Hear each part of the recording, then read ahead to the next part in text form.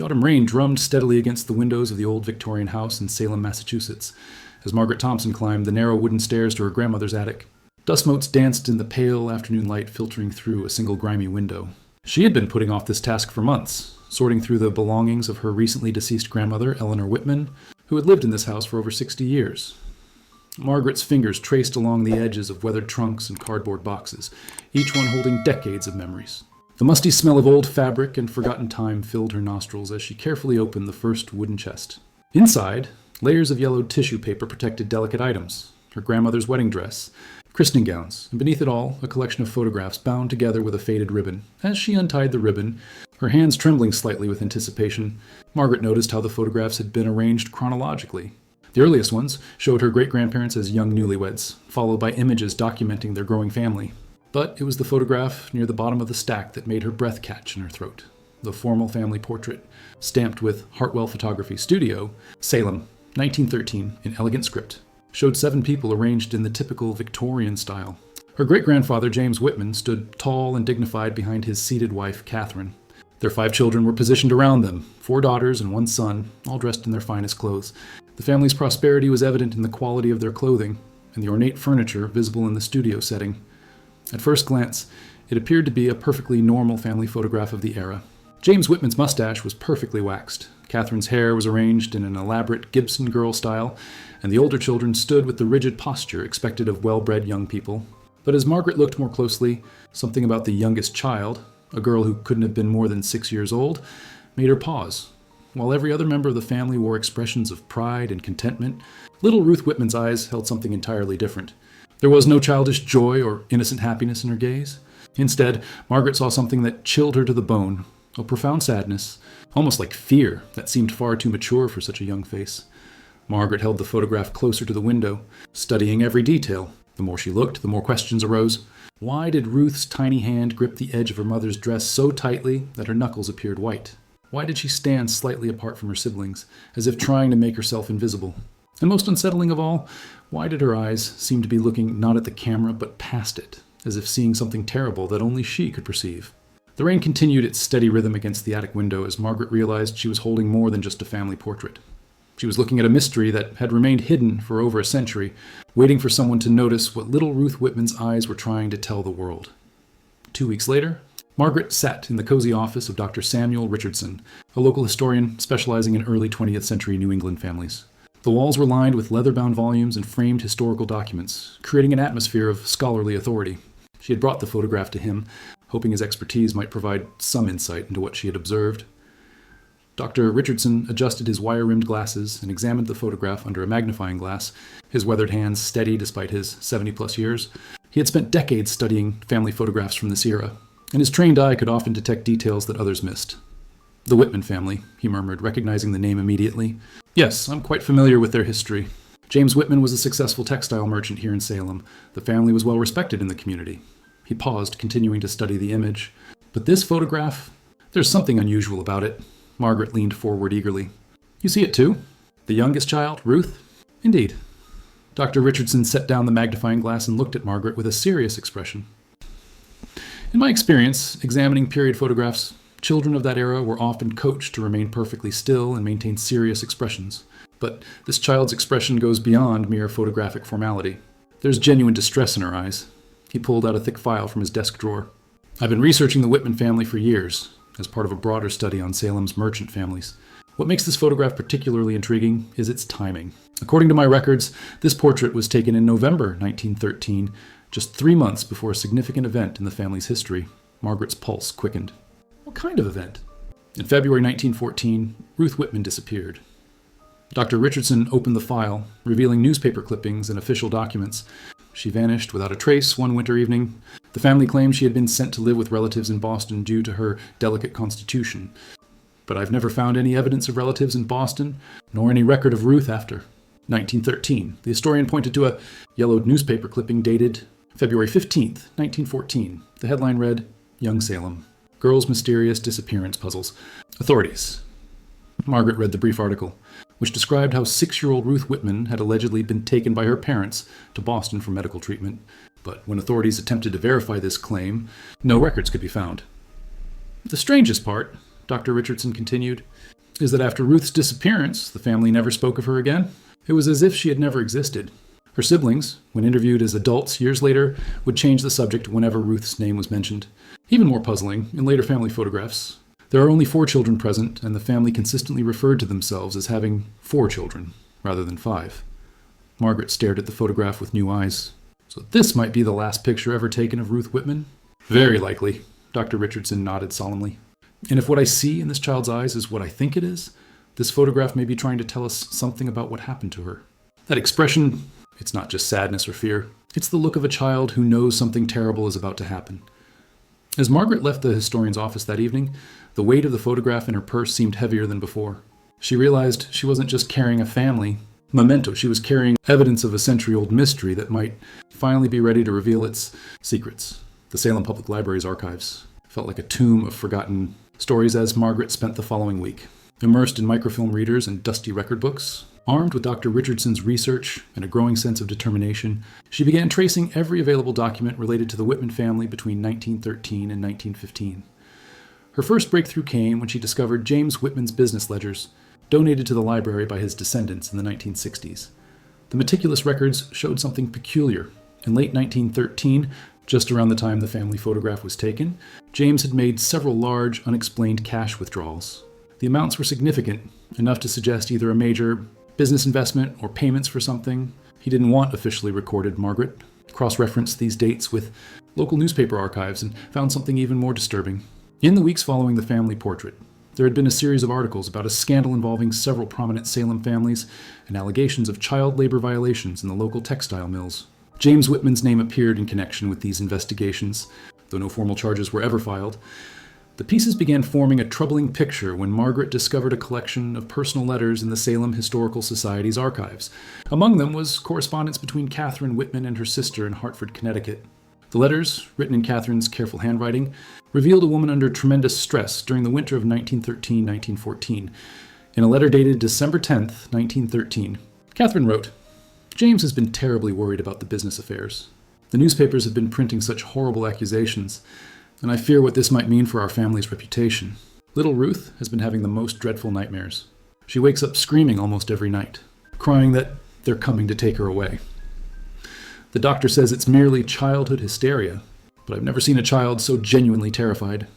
Another letter, dated January 20th, 1914, was even more revealing. "Ruth refuses to eat and barely speaks anymore. She follows me everywhere, clinging to my skirts as if her life depends upon it. Yesterday, she begged me not to let the bad men come for her. When I asked what bad men, she said, 'The ones Papa talks to when he thinks we're sleeping.' James insists she's simply overwrought from all the household tension, but I fear there's something more." The final letter Margaret could find was dated February 8th, 1914, exactly 1 week before Ruth's reported disappearance. "I must confess, dear sister, that I am at my wit's end. James has made arrangements for Ruth to go away for her own good," he says. "He's convinced that the stress of the recent troubles has affected her mind, and he believes a change of environment will help her recover. I should be relieved, but something in my heart tells me this is wrong. When I look at my youngest daughter, I see not madness, but terror, genuine, rational terror of something real. But James will not listen to my concerns." Margaret sat back in her chair, her heart racing. The letters painted a picture of a family under pressure, with a father involved in some kind of scandal and a young child who seemed to know more about the situation than anyone realized. Ruth Whitman hadn't been sent away for medical treatment. She had been removed because she posed some kind of threat to her father's secrets. As she gathered her research materials that evening, Margaret noticed a librarian watching her with interest. Mrs. Eleanor Hartwell, according to her name tag, was an elderly woman with sharp, intelligent eyes behind wire-rimmed spectacles. "Researching the Whitman family?" Mrs. Hartwell asked, approaching Margaret's table. "That's a story that's fascinated locals for generations. My own great-grandfather was the photographer who took that famous family portrait, the last one ever taken with all 5 children." Margaret's eyes widened. "Your great-grandfather was Hartwell of Hartwell Photography Studio?" "Indeed. And according to family stories passed down through the years, he never forgot that photograph session. He used to say that little Ruth Whitman looked at him with eyes that held secrets, too heavy for such a small child to carry." Mrs. Hartwell led Margaret through the library's staff area to a small room that served as a storage space for local historical donations. Among the carefully preserved items was a leather portfolio that had belonged to her great-grandfather, photographer William Hartwell. The great-grandfather kept detailed notes about many of his portrait sessions. Mrs. Hartwell explained as she carefully opened the portfolio. He believed that understanding his subjects helped him capture their true essence in his photographs.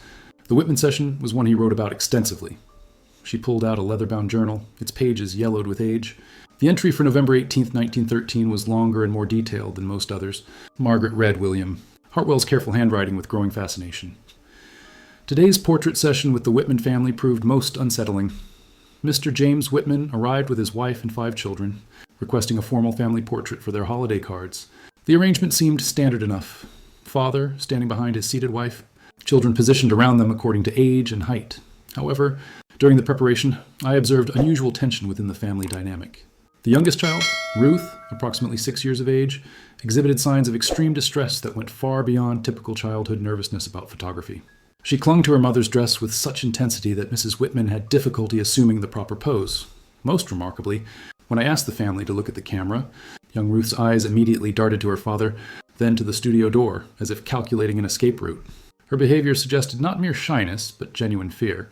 When Mr. Whitman spoke sharply to her about behaving properly, the child's entire body trembled. During the exposure, while the rest of the family maintained their poses beautifully, Ruth's eyes never focused on the camera. Instead, she appeared to be staring at something beyond my shoulder, something that clearly terrified her. I have photographed thousands of children in my career, and I have never seen such profound fear in one so young.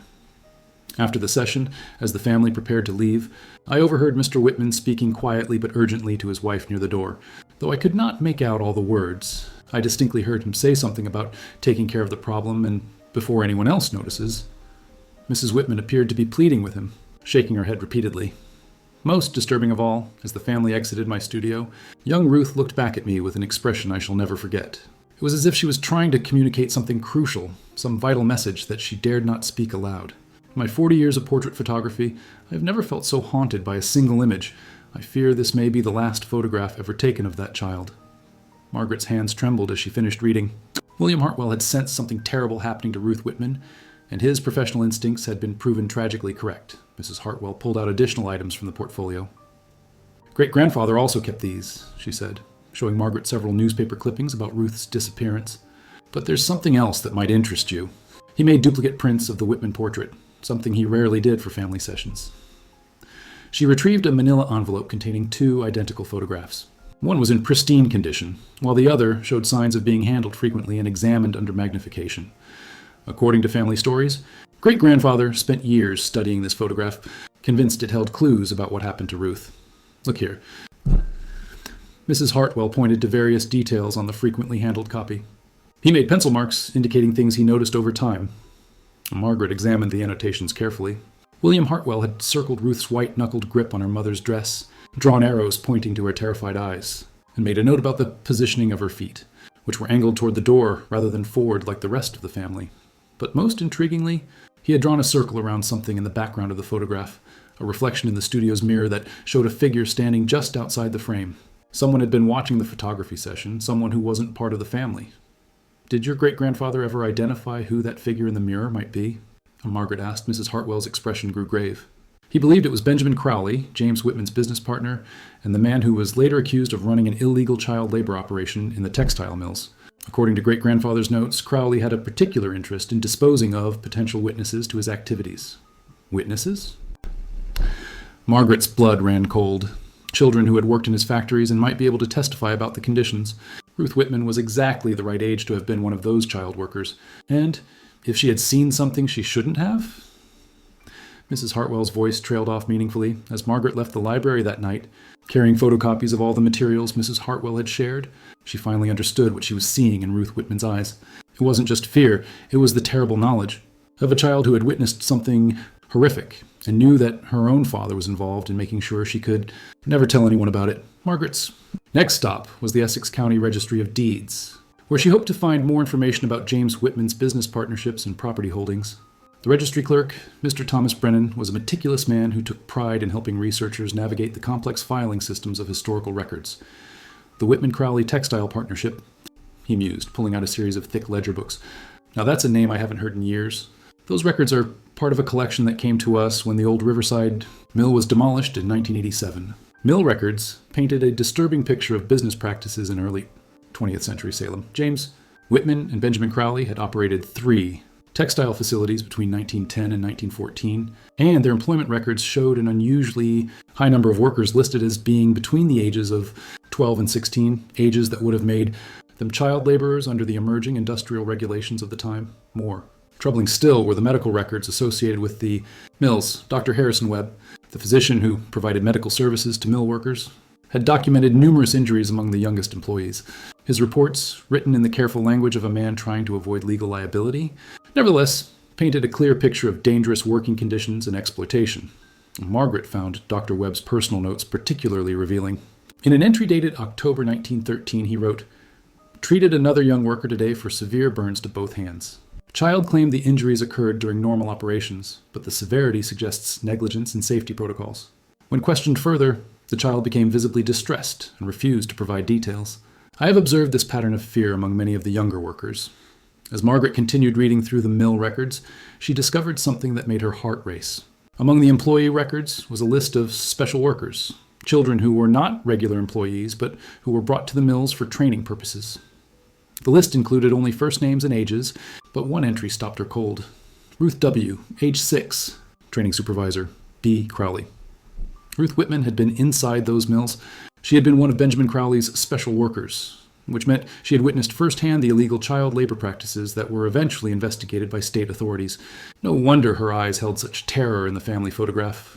She knew she was a witness to crimes that powerful men would do anything to keep secret. Margaret's research was interrupted by Mr. Brennan, who had been watching her work with growing interest. "Finding something significant?" he asked. "More than I expected," Margaret replied, showing him the employee record with Ruth's name. Mr. Brennan studied the document and nodded grimly. That would explain something that's always puzzled local historians. In 1914, when the state investigators came to examine the mill's employment practices, several key witnesses, all children, had mysteriously disappeared or been sent away to relatives. The investigation collapsed for lack of testimony. He pulled out another file. "But there's something else you should see. These are property transfer records from February 1914, right around the time Ruth Whitman disappeared. The records showed that James Whitman had sold his partnership interest in the mills to Benjamin Crowley for a sum far below market value. The transaction was dated February 14th, 1914, exactly one day before Ruth's reported disappearance. It looks like James Whitman was trying to distance himself from the mills just before the investigation intensified," Mr. Brennan observed. "And the timing suggests he may have made some kind of deal with Crowley." Margaret stared at the documents, her mind racing. The pattern was becoming clear. James Whitman had been involved in illegal child labor practices alongside Benjamin Crowley. Ruth, as one of the special workers, had witnessed these crimes. When state investigators began closing in, Crowley and Whitman needed to eliminate potential witnesses. James had sold his business interest to Crowley for a reduced price, possibly as payment for Crowley's handling of the Ruth problem. As she gathered her research materials, Margaret noticed one final document in the file, a letter dated March 1914 from the Massachusetts Department of Labor to Benjamin Crowley, informing him that the investigation into his mills was being suspended due to lack of witnesses and evidence. The letter was signed by Commissioner Robert Hayes, but there was a handwritten notation at the bottom. "All potential witnesses have been relocated beyond state jurisdiction. Case closed, pending new evidence." Margaret realized she was looking at evidence of a cover-up that had protected powerful men while silencing a 6-year-old girl forever. Ruth Whitman's terrified eyes in that family photograph weren't just afraid of being taken away. They were the eyes of a child who understood that speaking the truth would cost her everything. But why had her own family participated in silencing her? That was the question that would drive Margaret deeper into the mystery, even as she began to understand that she was uncovering crimes that some people might still want to keep buried. Margaret's investigation led her to the current generation of Whitman descendants, hoping to find someone willing to discuss family history. Through genealogy, websites, and social media, she located Robert Whitman, James Whitman's great-grandson, who lived in nearby Marblehead and worked as a retired insurance executive.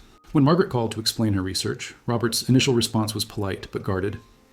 "The Whitman family history isn't something we typically discuss with outsiders," he said carefully. "There are sensitive matters that are best left in the past."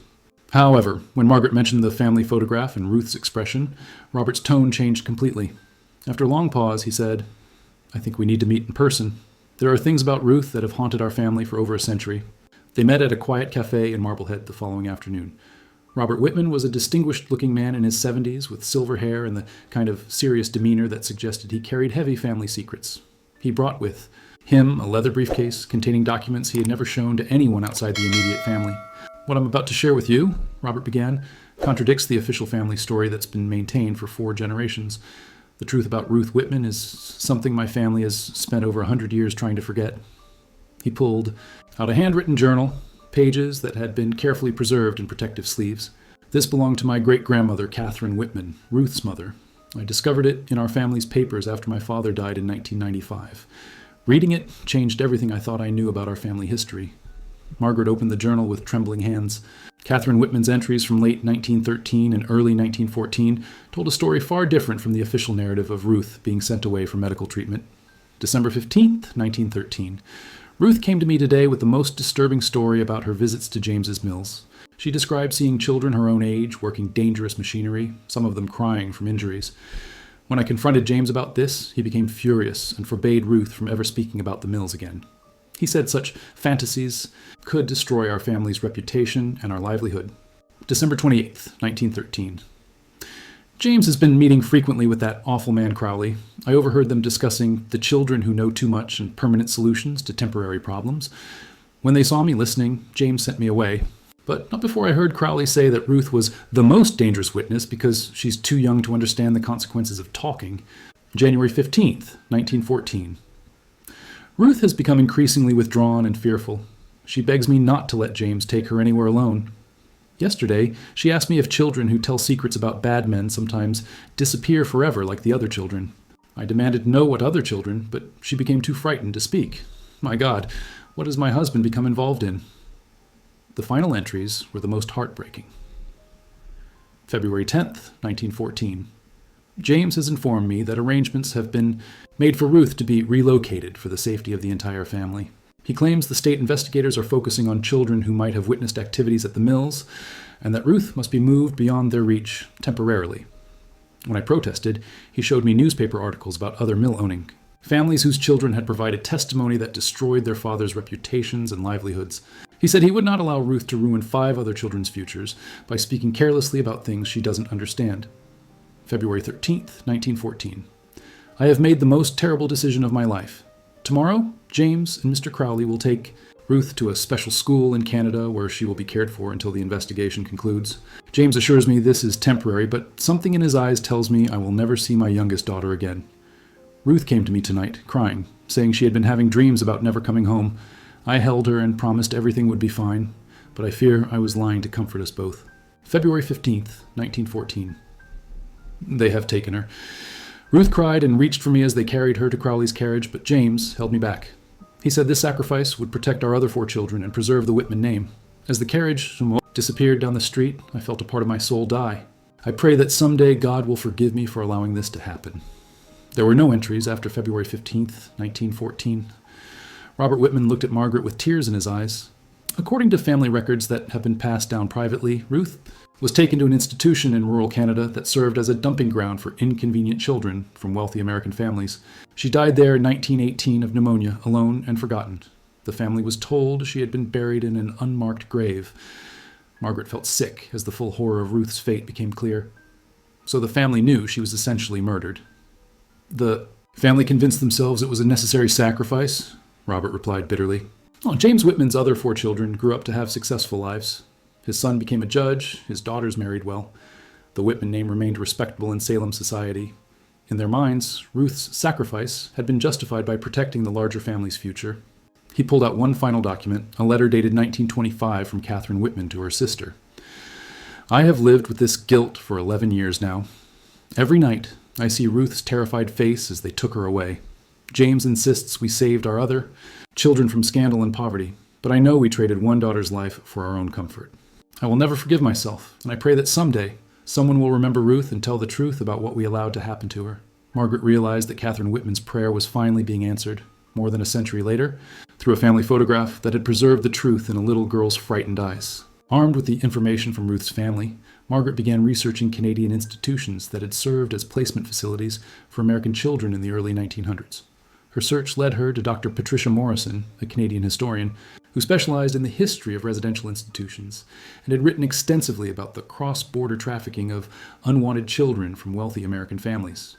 Dr. Morrison's office at Dalhousie University in Halifax was filled with boxes of documents she had collected over decades of research into what she called one of North America's most shameful secrets: the systematic removal and institutionalization of children who posed threats to their families' reputations or financial interests. The Ruth Whitman case fits a pattern I've documented in hundreds of similar situations, Dr. Morrison explained as she pulled out files related to the Fairview Institution, a remote facility that had operated in rural Nova Scotia from 1905 to 1925. Wealthy American families would pay substantial fees to have problematic children placed in Canadian institutions, far from U.S. authorities and potential investigators. The Fairview Institution records, which Dr. Morrison had painstakingly reconstructed from surviving fragments, showed that the facility had housed nearly 300 American children during its 20-year operation. Most were admitted under false names or with altered birth records, making it nearly impossible for authorities to trace them. Here, Dr. Morrison said, pointing to an admission record dated February the 20th, 1914. A girl named Rose Wallace, age 6, admitted for nervous disorders and selective mutism. The description matches Ruth Whitman perfectly, and the timing is exactly right. The record showed that Rose Wallace had been brought to the institution by two men identified as her uncles, though no family relationship was ever verified. The girl was described as highly distressed, nonverbal, and prone to nightmares about industrial accidents and men in dark clothing. Margaret studied the institutional records with growing horror. The Fairview Institution was essentially a prison for children, with minimal medical care, harsh discipline, and no communication allowed with the outside world. Children were forbidden from using their real names, discussing their past lives, or attempting to contact their families. The mortality rate at Fairview was extremely high, Dr. Morrison continued grimly. Between inadequate nutrition, poor medical care, and what can only be described as systematic emotional abuse, nearly 40% of the children died within their first 5 years of placement. She pulled out another file containing death records. Rose Wallace, who I believe was Ruth Whitman, died on November 3rd, 1918, during the influenza pandemic. She was 12 years old. According to the medical records, she had never spoken a word during her 4 years at the institution, despite staff efforts to force her to participate in educational and religious activities. The death certificate was heartbreaking in its clinical detachment. Cause of death, influenza pneumonia, complicated by malnutrition and failure to thrive. Patient had remained non-responsive to treatment since admission. No known family to notify. Dr. Morrison showed Margaret photographs of the Fairview Institution, a grim, prison-like building surrounded by high fences and located miles from the nearest town. Children sent here were meant to disappear forever. The Canadian government didn't begin regulating these institutions until the 1920s, after public scandals, forced reforms. But perhaps the most significant discovery was a box of personal effects that had belonged to the children who died at Fairview. Among them was a small cloth bundle labeled Rose Wallace, deceased, left as in 318. Inside was a tiny locket that contained a photograph, clearly cut from a larger family. Portrait. Margaret's breath caught as she recognized the image. It was Ruth Whitman's face, carefully cut from the 1913 family photograph. Despite 4 years of institutionalization and systematic attempts to erase her identity, Ruth had somehow managed to preserve this small piece of her true self. She never forgot who she was, Dr. Morrison observed quietly. Even when everyone else tried to make her disappear, she held onto this reminder of her real family and her real name. On the back of the tiny photograph, in a child's careful handwriting, were the words, Ruth Whitman, Salem, Massachusetts. I remember. Margaret realized that Ruth's story was more than just a tale of family betrayal and institutional abuse. It was a testament to a child's determination to preserve her own identity, even in the face of systematic erasure. The terrified eyes in the 1913 family photograph had been trying to tell the world not just about her fear, but about her refusal to be forgotten. As Margaret prepared to return to Salem with copies of the Canadian records, Dr. Morrison made one final observation. This case represents hundreds of others that will never be solved because the evidence has been destroyed or the families refuse to acknowledge the truth. Ruth Whitman was lucky in one respect. Someone finally cared enough to notice what her eyes were trying to say in that photograph. Back in Salem, Margaret met with Dr. Richardson to share her Canadian findings. The historian was visibly shaken as he reviewed the evidence of Ruth's fate, but he also had new information that placed her story in an even more disturbing context. While you were researching in Canada, I've been investigating the broader network of families and businesses involved in this child labor scandal, Dr. Richardson explained, spreading out a map of Massachusetts marked with locations of textile mills, photography studios, and family residences. What I've discovered suggests that Ruth Whitman was just one victim in a systematic operation to silence child witnesses. He pointed to red marks on the map. Between 1913 and 1914, at least 15 children from mill-working families in Essex County disappeared or were sent away for their health. All of them were between ages 5 and 10. old enough to be credible witnesses, but young enough to be easily controlled or eliminated. Dr. Richardson showed Margaret a collection of newspaper articles from the period. Look at the pattern. Young mill worker sent to Western relatives for health treatment. Line 2. Local child relocated to private school in California. Family moves ailing daughter to specialized facility. The same language appears in all these stories, suggesting a coordinated public relations effort. More disturbing still were the financial records he had uncovered. Benjamin Crowley wasn't working alone. There was an organized network of mill owners, local officials, and even some law enforcement officers who were involved in covering up the child labor violations.